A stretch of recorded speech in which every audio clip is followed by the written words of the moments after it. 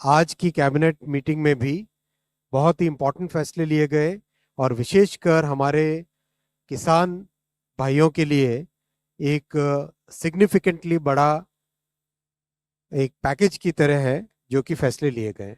आप सबने देखा है कि पहले 85 दिनों के अंदर अंदर कैबिनेट ने, माननीय प्रधानमंत्री जी ने किसानों के लिए कई बड़े फैसले लिए। ये 5 बड़े फैसले आपके सामने मैं पहले भी रख चुका हूं कैबिनेट की ब्रीफिंग्स में।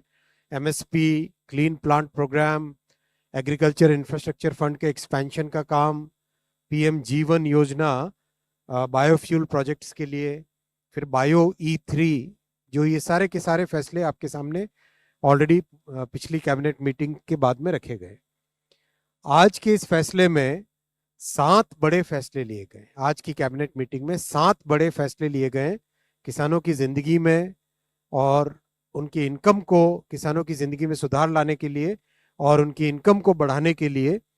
जैसा आप जानते हैं कि वित्त मंत्री जी ने, माननीय वित्त मंत्री जी ने बजट भाषण के दौरान एक एक वृहद प्लान रखा था कि किसानों की जिंदगी में टेक्नोलॉजी, साइंटिफिक मेथड और इन सब की मदद से, एक वैज्ञानिक दृष्टिकोण की मदद से कैसे एक परमानेंट, एक अच्छा, एक ट्रांसफॉर्मेशनल चेंज लाया जा सकता है।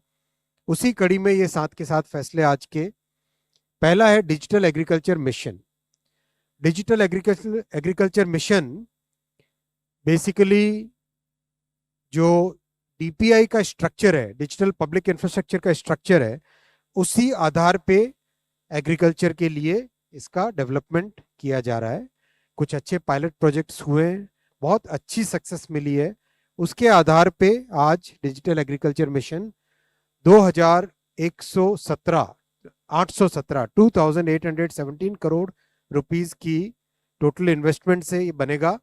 इसमें 2 फाउंडेशनल पिलर्स रहेंगे।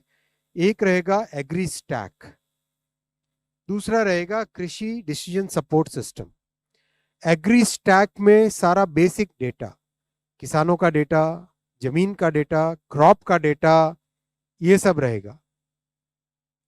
और कृषि डिसीजन सपोर्ट सिस्टम में वाटर की अवेलेबिलिटी, प्लानिंग के लिए जो चाहिए इनपुट्स वो सब, ग्राउंड वाटर की availability, weather related data, satellite से जो आता है डेटा वो, फिर एक तरीके से कितनी क्रॉप यील्ड है उसकी मॉडलिंग के लिए जो चाहिए डेटा, कई तरह के जो किसानों को फैसले लेने के टाइम में जो काम में आती है जरूरत, जो इंफॉर्मेशन और साइंटिफिक प्रैक्टिसेस चाहिए होती है, वो सारे कृषि डिसीजन सपोर्ट सिस्टम में रहेंगे।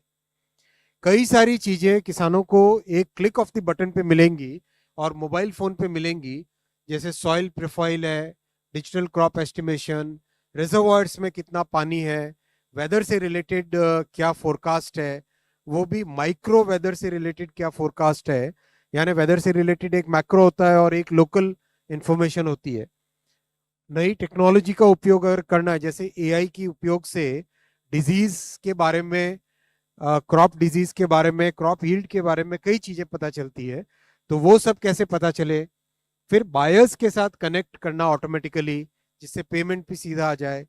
एमएसपी पर बाइंग विदाउट एनी हैसल्स हो सके।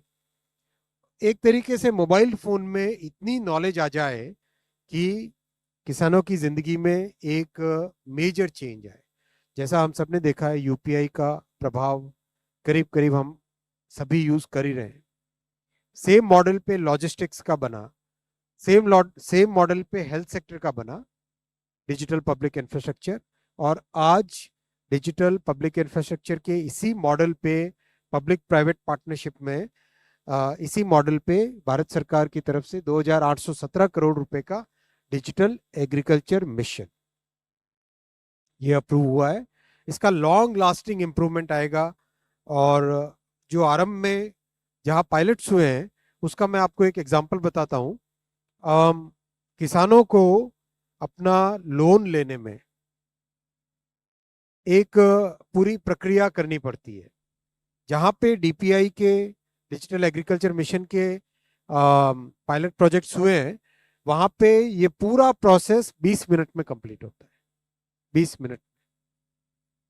सारे के सारे पेपर्स डॉक्यूमेंट्स प्रॉपरली एक डिजिटली चेक हो जाते हैं और ऑटोमेटिकली लोन सैंक्शन हो जाता है। बहुत बड़ा चेंज आएगा इससे। दूसरा बड़ा है फूड एंड न्यूट्रिशनल सिक्योरिटी से related. Food and nutritional security से रिलेटेड इसमें क्रॉप साइंसेस विशेषकर साइंटिफिक इनपुट मिले, जिससे कि भारत को 2047 तक जब हमें विकसित भारत का जो हमने लक्ष्य रखा है, इसके लिए कैसे हम अपने किसानों को तैयार करें, कैसे अपनी एग्रीकल्चर कम्युनिटी को तैयार करें, जिससे क्लाइमेट रेजिलिएंट, जैसा हमने देखा है कि क्लाइमेट चेंज का प्रभाव पूरी दुनिया भर में पड़ रहा है, तो क्लाइमेट रेजिलिएंट क्रॉप साइंसेज और फूड सिक्योरिटी और न्यूट्रिशनल सिक्योरिटी फॉर 2047 उसको ध्यान में रखते हुए 6 पिलर्स इसमें रखे गए इस प्रोग्राम में। ये 3,979 करोड़ रुपीस का प्रोग्राम है, 3,979 करोड़ रुपीस का प्रोग्राम है। सबसे पहला रिसर्च एंड एजुकेशन पे बहुत जोर दिया जाएगा। कई तरह की एग्रीकल्चरल यूनिवर्सिटीज और उन सब में कोर्स करिकुलम को चेंज करना, उसमें नए तरीके से पढ़ाना और एक कंटिन्यूसली पढ़ाई हो सके वैसी व्यवस्था करना, किसान कैसे उस एजुकेशन का लाभ उठा सके। एक तो यूनिवर्सिटी में स्टूडेंट जाता है, एक है कि उस यूनिवर्सिटी की नॉलेज को किसानों तक कैसे पहुंचाया जा सके, वो सब ध्यान रखना। सेकंड पिलर है प्लांट जेनेटिक रिसोर्स मैनेजमेंट। ये बहुत ही इंपॉर्टेंट है। जो लोग कृषि को समझते हैं, मैं तो एक्सपर्ट नहीं हूं उसमें, लेकिन जो लोग कृषि को समझते हैं वो सब इसको बहुत ही इंपॉर्टेंट मानते हैं कि हमारे प्लांट्स की, और विशेषकर जो हमारे इंडिजिनस प्लांट्स हैं, भारत की उपज रही है सदियों से, उन प्लांट्स के जेनेटिक रिसोर्सेज का कैसे मैनेजमेंट हो, जीनोम की मैपिंग होना, उसका डेटाबेस प्रॉपरली मेंटेन होना, और उसमें कोई ऐसा कोई पॉइंट है जो चेंज करना हो, उसमें जेनेटिक इंजीनियरिंग के थ्रू, जेनेटिक इंप्रूवमेंट के थ्रू। थर्ड पिलर फूड और फॉडर क्रॉप को जेनेटिक इंप्रूवमेंट करना। फोर्थ है पल्स एंड ऑयल सीड के क्रॉप्स में इंप्रूवमेंट। जैसा मिशन एक बना हुआ है जिसमें कि पल्सेस में और ऑयल सीड में कैसे आत्मनिर्भर हो, तो उसके लिए पल्स और ऑयल सीड के क्रॉप्स में को इंप्रूवमेंट हो, यानी उसकी यील्ड बेटर आए, डिजीज रेजिस्टेंस बेटर आए, क्लाइमेट रेजिलियंस बेटर हो, वो सब ध्यान में रखते हुए ये फोर्थ पिलर है।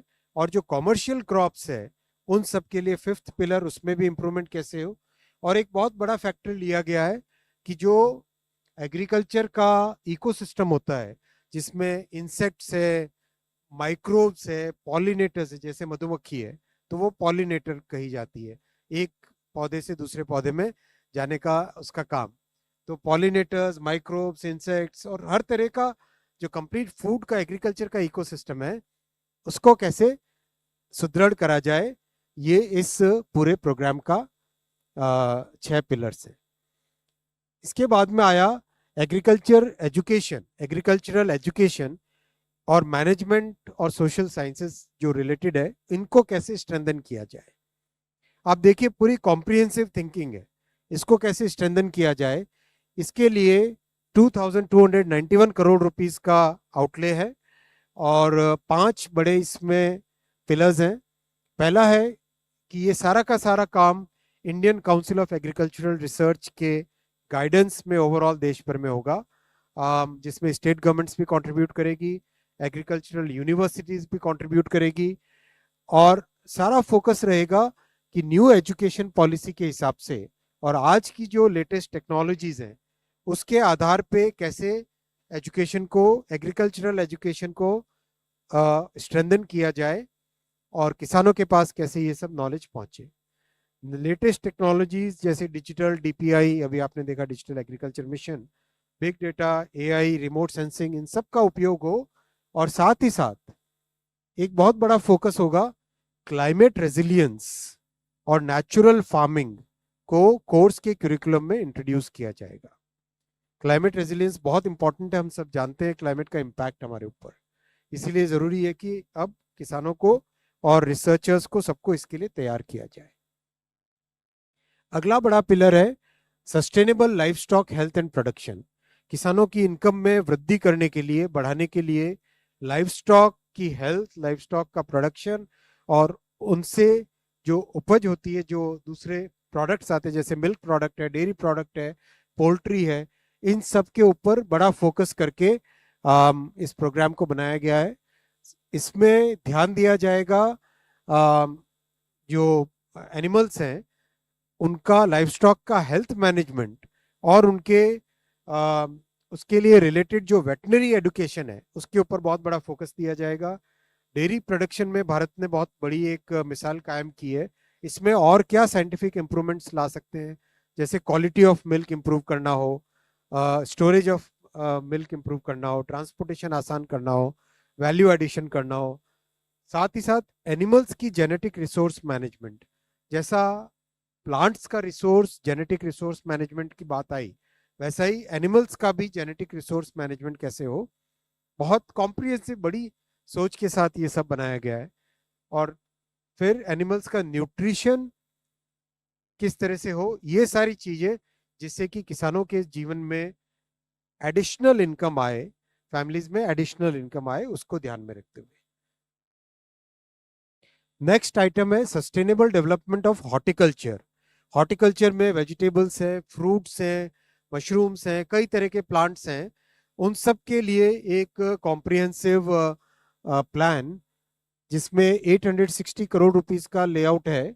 और विशेषकर हमारे क्लाइमेट के हिसाब से, ट्रॉपिकल, सब ट्रॉपिकल और टेम्परेट क्लाइमेट्स के हिसाब से क्या प्लांट्स ठीक रहेंगे, कौन से क्रॉप्स अच्छे रहेंगे, उसमें क्या ध्यान देना चाहिए।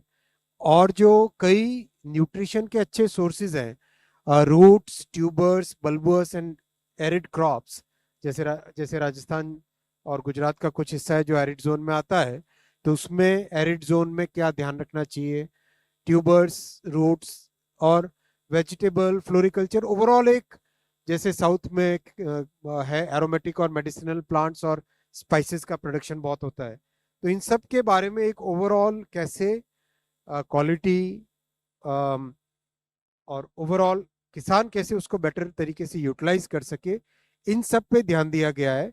और जैसे लाइफ स्टॉक और हॉर्टिकल्चर, इन दोनों से बेसिकली फार्मर्स की इनकम इंक्रीज करने का स्कोप बहुत होता है।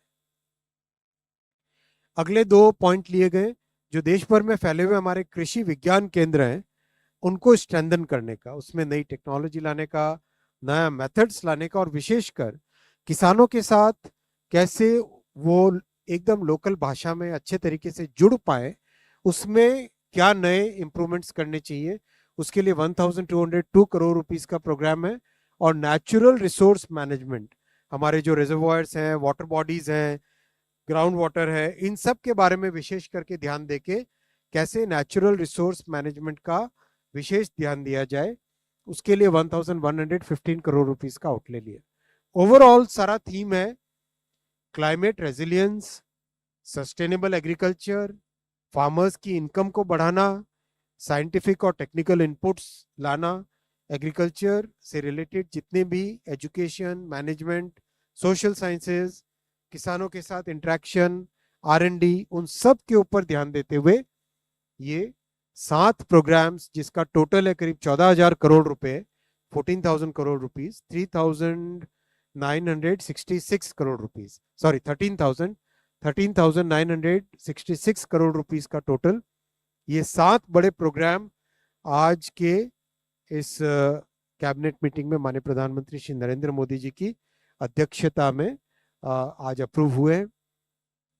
और ये सातों के सातों डिसीजंस ऐसे डिसीजंस हैं जिससे किसानों की जिंदगी में, उनकी लाइफ में और उनके लाइवलीहुड में, दोनों में सिग्निफिकेंट इंप्रूवमेंट आएगा। कैसे बेटर साइंटिफिक इनपुट्स मिले, बेटर रिसोर्स मैनेजमेंट हो, क्लाइमेट रेजिलियंस, और साथ ही साथ एक ओवरऑल बिगर पिक्चर कैसे लिया जाए जिससे कि कंप्लीट किसानों की जिंदगी में एक ओवरऑल इंप्रूवमेंट है।